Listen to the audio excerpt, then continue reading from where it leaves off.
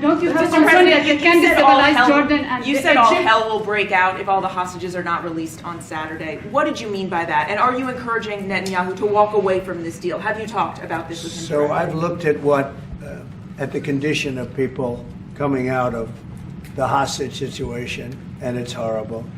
I looked at the before and after yesterday. 3 young men. One is dead now, as you know, the older gentleman who died, which everybody said he was alive and well. He's dead. But the 3 young men, and I looked at them from a short while ago, and I looked at them now. They're emaciated. They look like Holocaust survivors. They looked, I mean, they'll get better, but they're in rough shape. They were treated really badly, and we've heard things from them since. And I think the reason that Hamas is playing so cute is because they saw the reaction to these 3 people that came out, and the other was, look, the one young lady had her hand blown off practically, and they were not in great shape either. But she's missing her fingers and a big part of her hand. You know what she did? She was stopping a bullet that was aimed at her. She went like that, and it blew off her hand. Now, I think I think they want time, because I think the people that they have living are in such bad shape, because they're sending the most healthy people out because they don't want to send the least healthy people out. And there was an uproar when they saw the people from yesterday. So these people so I don't want to do 2 and then we do another 2 in another week and then we do 4 in 3 weeks. No. They either have them out by Saturday at 12 o'clock or all bets are off. Mr. President, would you still consider withholding aid to those countries if they don't accept your plans to accept? Well, I don't want to say that, because we've had such a good relationship and we're doing so well just in the short time that we've been talking. I mean, the king just made a statement. I didn't ask him to do that, about literally saving 2,000 young children from the Gaza Strip. We didn't know about that. You didn't know about that. Nobody did, except for the king and his son. I assume you told your son, right? And I just thought it was great. No, I think we'll do something. I don't have to threaten with money.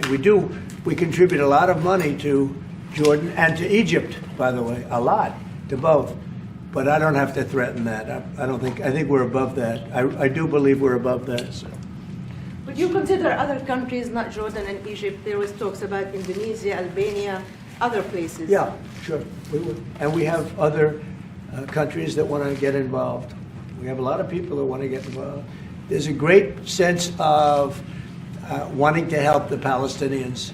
There's a lot of good countries out there, people that rule those countries with big hearts, and this gentleman is at the top of the list. And if they don't want to leave, how are you going to force them, Mr. President? Oh, they're going to be great. They're going to be very happy. Your Majesty, should we expect that the May Jordanian I- response would be part of a coordinated Arab response? The response will be from a multitude of countries, Arab, international. I know the Europeans want to step in. And again, we'll probably have to look to the help of the United States to make sure that COGAT, which is the clearing agency on the Israeli side, makes this as efficient as possible, because 2,000 kids, the best way to get to them is by helicopters and get them straight to our institutions. I also believe that quite a few countries would also probably like to take some of those kids and have them treated in their hospitals. So we hope to launch this ASAP. Yes, and that's right. This should have been done by the Biden administration, but, you know, they didn't do anything. They didn't know what the hell they were doing. So this should have been done by the Biden administration.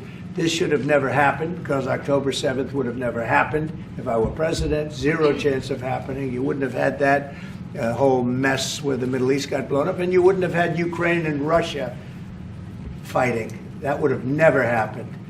And by the way, we're making good progress there, I think. I really think we're making some very good progress. Mr. President, you said before that the U.S. would buy Gaza, and today you just said we're not going to buy Gaza. We're not going to have to buy. We're going to have Gaza. We don't have to buy. There's nothing to buy. We will have Gaza. What does that mean? No reason to buy. There is nothing to buy. It's Gaza. It's a war-torn area. We're going to take it. We're going to hold it. We're going to cherish it. We're going to get it going eventually where A lot of jobs are going to be created for the people in the Middle East. It's going to be for the people in the Middle East, but I think it can be a diamond. It can be an absolute tremendous asset for the Middle East. And you're going to have peace. It's going to bring peace in the Middle East. Gaza, the way it is right now, every 10 years you're going to have the same thing happening. I've watched it so long, all the death and destruction of Gaza. The civilization's been wiped out in Gaza. No, it's going to be a tremendous thing. It's fronting on the sea. It's going to be a great economic development job. It's going to put people to work, a lot of people to work. And those people are all going to be from the Middle East. And just to follow up with one on that for King Abdullah, can you clarify again, sir, how do you feel about the U.S. taking Gaza, as the president said? Well, again, this is something that we, as Arabs, will be coming to the United States with something that we're going to talk about later to discuss all these options. And Mr. President, take it under what authority? It is sovereign territory. Under the U.S. authority. And Mr. President, would you seek to personally develop property in Gaza after this happens? No. I've had a great career in real estate. Mr. I don't- President, You know, when you've done what I've done in the last number of years, including the 4 years that we should have been doing something else, frankly, because people see that now for sure. But when you've done what I've done, you can just do more good for people when you're president. When you're president, we can do things. This is all things that should have been done, but actually things that shouldn't have had to be done. Gaza, absolutely, it would have been so great if the Biden administration would have started this. But actually, in all fairness to them,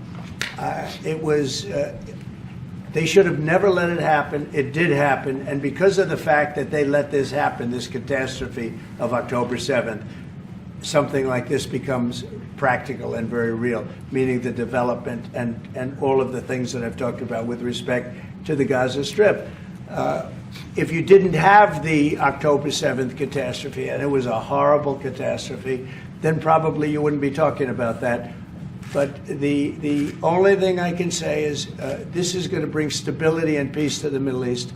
And ultimately, when it's developed, which will be in quite a while from now, because we want to let things calm down. But when it's developed, it's going to bring tremendous numbers of jobs to the Middle East, including the people of your country.